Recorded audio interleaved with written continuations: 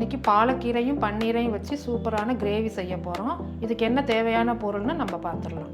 பாலக்கீரை ஒரு கட்டு, ஒரு வெங்காயம், ஒரு பச்சை மிளகாய், பன்னீர் 200 gram, fresh cream 2 table spoon, இஞ்சி பூண்டு விழுது 1 டீஸ்பூன், 1 டீஸ்பூன் ஜீரகம், அரை டீஸ்பூன் கரம் மசாலா, அரை டீஸ்பூன் மஞ்சள்தூள், 1/2 டீஸ்பூன் மல்லித்தூள், ஒரு டீஸ்பூன் ஜீரகத்தூள், 1 டேபிள் ஸ்பூன் கசூரி மேத்தி. இப்போ வெங்காயத்தை பொடியாக கட் பண்ண போகிறோம்.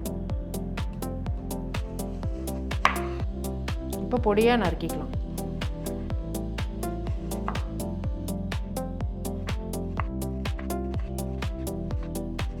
இப்போ பொடியாக வெட்டியாச்சு.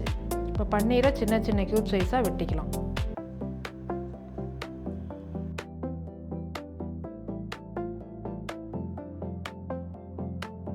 இப்போ பன்னீரை சின்ன சின்ன க்யூப்ஸாக வெட்டியாச்சு.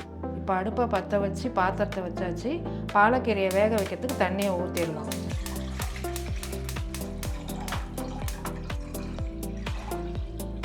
இப்போ தண்ணி நல்லா கொதிச்சிருச்சு.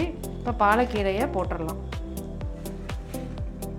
பச்சை மிளகாவையும் அதில் போட்டுடலாம். 1 நிமிஷம் அப்படியே இருக்கட்டும். பாலக்கீரை போட்டு 1 நிமிஷம் ஆயிடுச்சு. இப்போ இது நல்லா வெந்துருச்சு. இப்போ இதை எடுத்து பச்சை தண்ணியில் போட்டுக்கலாம்.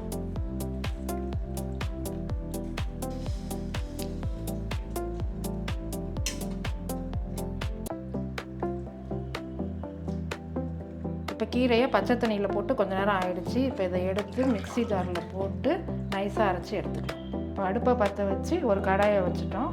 இப்போ கடாய் காஞ்சிருச்சான்னு பார்த்துடலாம். கடாய் காஞ்சிருச்சு. இப்போ 1 ஸ்பூன் நம்ம நெய் ஊற்றிடலாம். கட் பண்ணி வச்சுருக்கிற பன்னீரை போட்டு இப்போ கொஞ்சம் நேரம் வதக்கிக்கலாம். இப்போ பன்னீர் நல்லா ப்ரௌன் கலரில் ஆகிடுச்சு. இதை எடுத்து ஒரு பிளேட்டில் நம்ம மாற்றி வச்சுருக்கோம். இப்போ அதே பாத்திரத்தில் ஒரு அரை ஸ்பூன் நெய்யை ஊற்றிடலாம். நெய் காஞ்சதுக்கப்புறம் நம்ம எடுத்து வச்சுருக்கிற முழு ஜீரகத்தை அதில் போட்டுடலாம். ஜீரகம் பொரிஞ்சு வந்ததுக்கப்புறம் கொஞ்சம் பச்சை வாசனை போகிற வரைக்கும் வதக்கிடலாம். பொடியாக கட் பண்ணி வச்சுருக்கிற வெங்காயத்தை போட்டுடலாம்.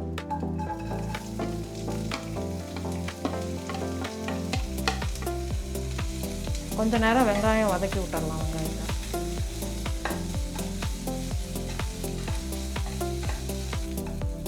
வெங்காயம் கலர் மாறிடுச்சு.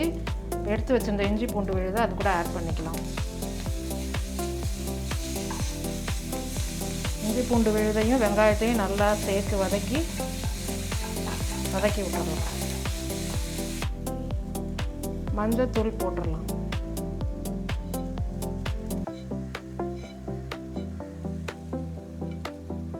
மல்லித்தூள் போட்டுடலாம்.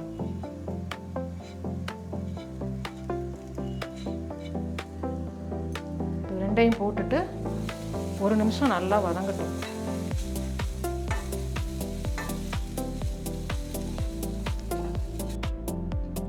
இப்போ நம்ம அரைச்சி வச்சிருக்கிற பாலக்கீரையோட விழுதை அது கூட சேர்த்துக்கலாம்.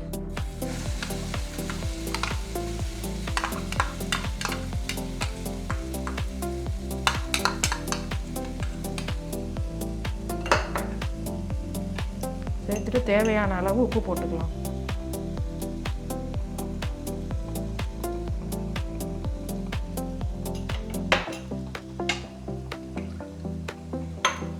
உப்பு போட்டுட்டு கொஞ்ச நேரம் நல்லா வதக்கி விட்டுடலாம். இப்போ கீரையை அரைச்சி அந்த மிக்சியை கழுவுன தண்ணியை ஊற்றிடலாம். ஜீரகத்தூளையும் கரம் மசாலாவையும் அது கூட சேர்த்துடலாம். இப்போ கிளறி விட்டுடலாம். ஒரு 2 நிமிஷம் கீரை நல்லா கொதிக்கட்டும். ஃப்ரை பண்ணி வச்சுருக்கிற பன்னீரை இது கூட சேர்த்துடலாம். ஒரு கிளறி விட்டுடலாம். கசூரி மேத்தியை ஆட் பண்ணிக்கலாம். கசூரி மேத்தியை ஆட் பண்ணிவிட்டு ஒரு கிளறிட்டு 5 நிமிஷம் மூடி வச்சிடலாம். இப்போ 5 நிமிஷம் ஆயிடுச்சு. இப்போ திறந்துடலாம். இப்போ எடுத்து வச்சுருந்த ஃப்ரெஷ் க்ரீமை அதில் ஊற்றிடலாம். ஊற்றிட்டு கலந்து விட்டுறலாம். இப்போ டிஷ்ஷு ரெடி ஆகிடுச்சு. இதை பவுலில் மாற்றிடலாம்.